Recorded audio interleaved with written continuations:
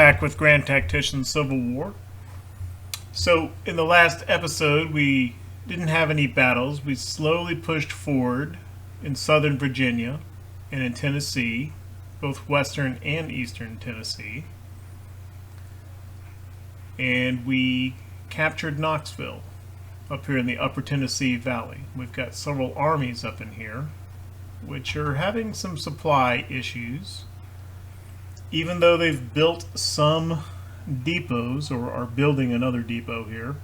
Funny, McClellan's army and Patrick's army are just about the same size. When McClellan was here, he was getting plenty of supply from the town of Jonesboro. Patrick, however, did not. I don't know why. You know, the number of men they have and their forces and horses and everything are just about the same. Anyway, so that's why Patrick is building yet another supply depot. One interesting thing I noted while I was off camera is there's a string of infrastructure points down through this way, which now that we've got Knoxville, these are all in Union hands now, and as a result, see if I can find it here. Yeah. That made possible the construction of a railroad, which was not here before. So this isn't a repaired or partial, this is a brand new railroad which will connect Lexington and therefore Louisville and Covington and Cincinnati down through the Cumberland Gap to Knoxville.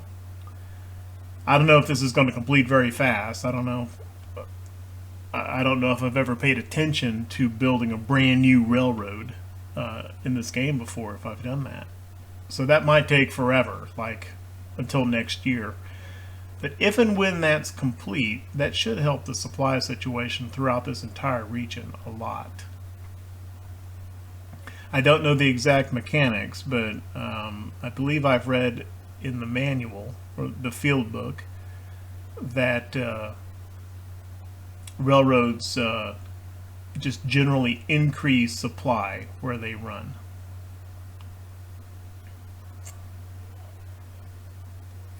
After the capture of Knoxville, Confederate national morale has dropped to 33.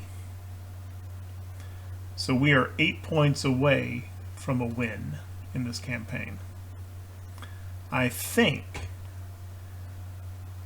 that if we can get a victory over here against the Army of West Tennessee and then capture Fort Pillow in Memphis and Corinth,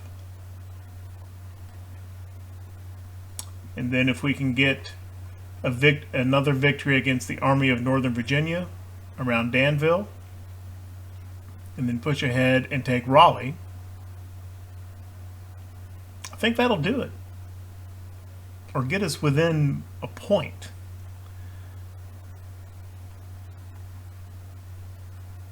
I'm not 100% sure, but I think that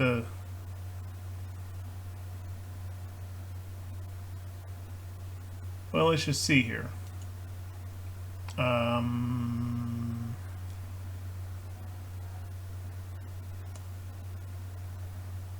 So the Confederates have a negative town occupation of minus 12.5. And thus far we have captured 5, Norfolk is 5, 10, 13,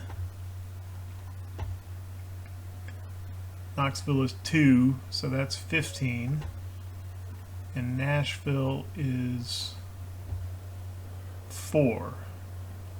So that's a total of 19 points worth of towns we've captured. Well, no, that's not true. More than that. Because we also have, where is it? Lynchburg, so that's 23, and Winchester, which gets us up to 26. There's also Alexandria, which is 4, However, the campaign starts with Alexandria under Union occupation, so I don't know if that counts. It should. It's still a Virginia town, right? And then also there is the 1-point towns in West Virginia.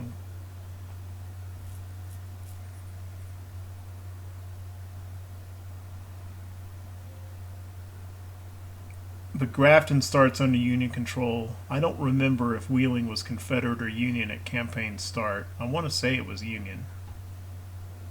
And then Charleston was Confederate. However, this is now separated and is West Virginia is now a Union state. So I'm not 100% sure that those count anymore either.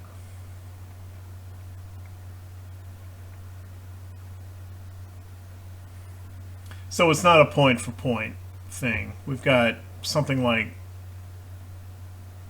26-ish points worth of Confederate cities. In any case,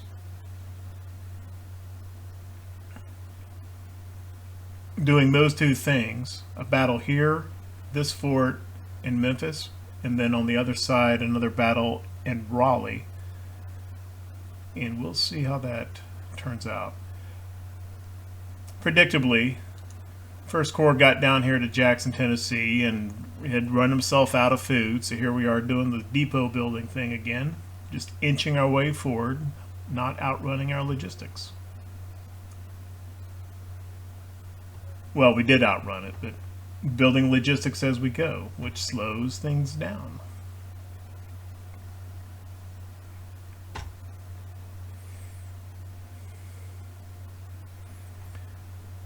But for now,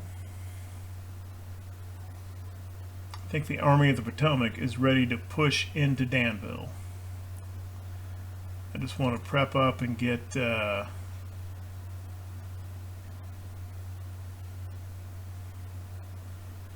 want to get Hooker closer.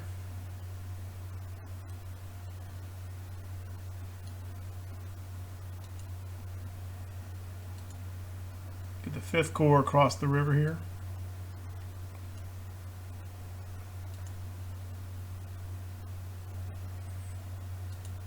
Move the Army HQ down.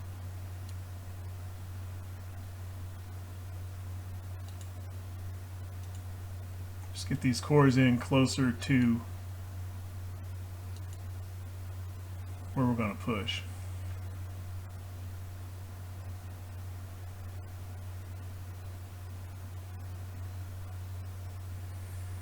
Other thing I did off camera was Smith was sitting here undergoing attrition and poor supply, built a supply depot, but he was sucking up all the stuff that it wouldn't populate, and his situation did not seem to be improving. So I just moved him just back across the river so that he could draw supply from this well-stocked Plymouth depot, and that is correcting his situation.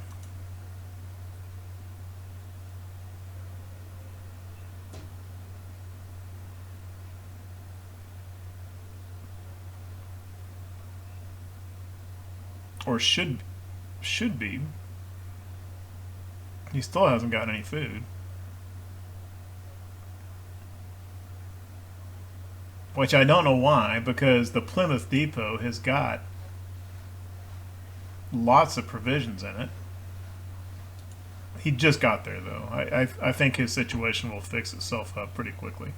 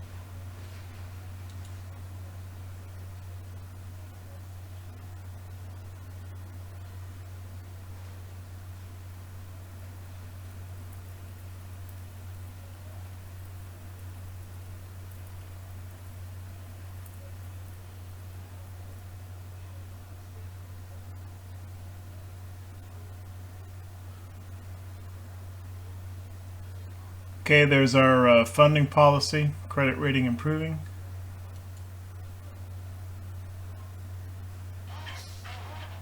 And we'll go with, oh, I need to fund this. This is going to be our last policy. We can still do acts afterward. I want to go with military 3.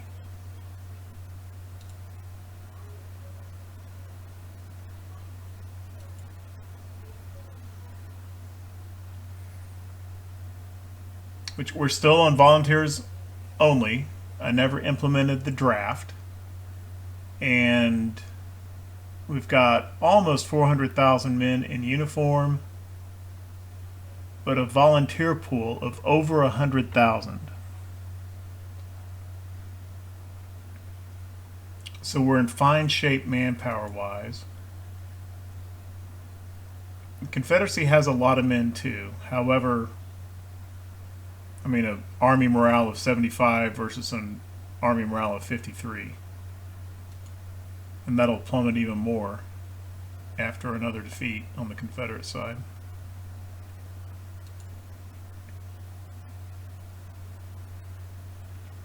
And the Confederates have now gone for industrialization.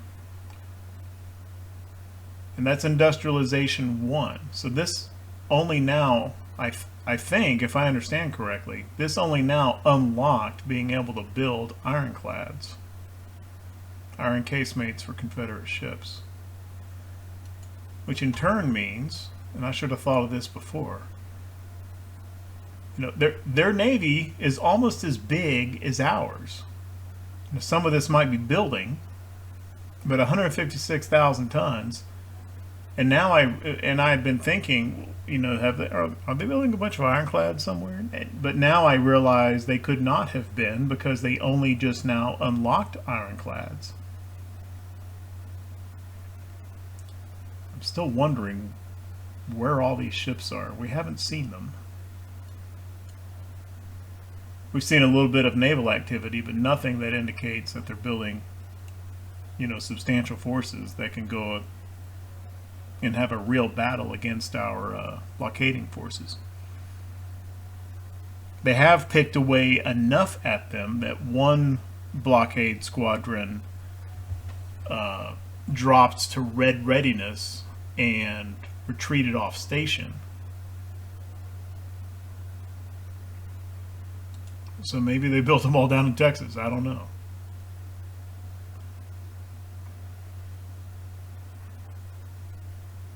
These naval battles kind of crop up and you don't even know they're happening unless you happen to see them occur on camera on the campaign map.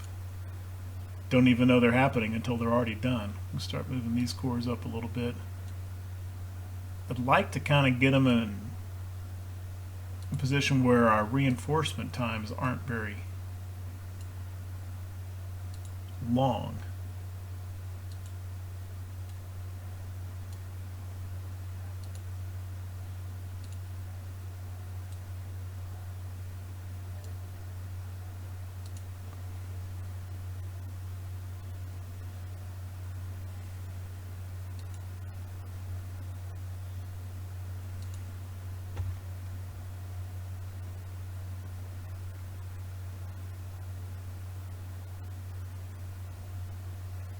Keys on station, hooker on station. Let's get hooker up a little closer.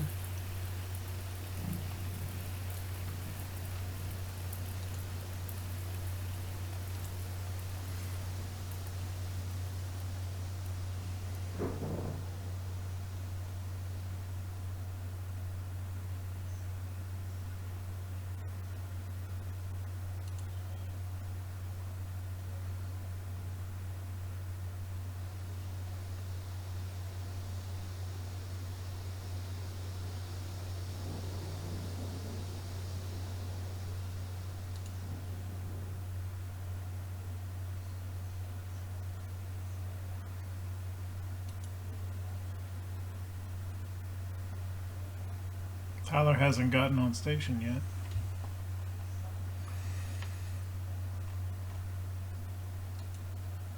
Okay. This Smith is in good shape, not in rations anymore, full supply. Condition is back up to good. And I'm just going to wait for this new burn depot to populate a little bit before I move them up. Make sure there's plenty of provisions here.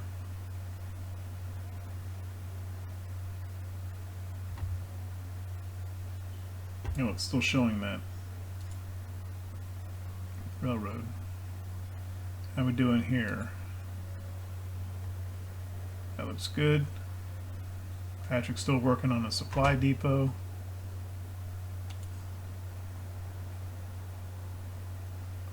McClellan's got 100% supply, but he's still low on food.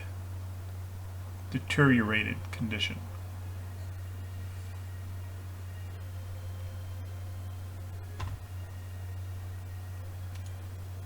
And Rowley's still working on this supply depot. Oh, Schenck has a perk. Let's go with kind of the standard skilled cartographer.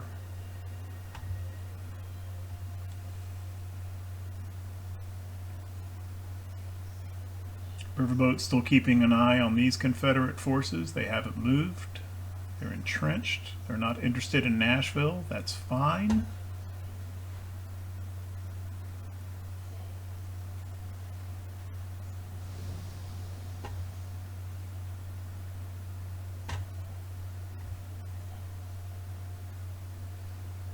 Okay, I think the Army's in position.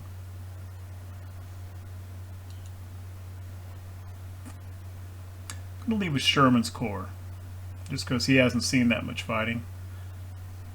And most of these troops are not green. This corps was formed from experienced brigades from other corps. So there's not a lot of 5th Corps perks, but these brigades are not, most of them are, it won't be their first combat, is all they're trying to say. So I think I'm going to leave with Sherman. I'll put some pretty good commanders in some of his divisions too.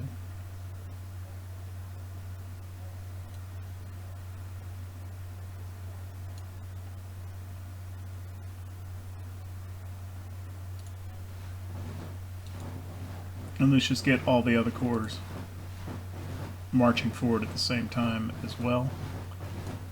Shorten their reinforcement times.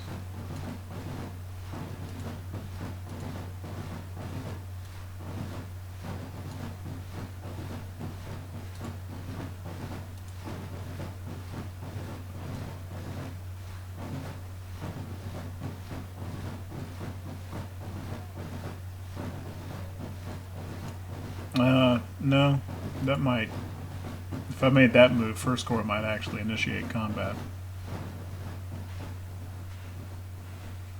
I just don't want 3rd Corps to do it. They've kind of taken the brunt of it more than some of the others, which is how they've gotten to be the most combat experienced in the Army. Okay.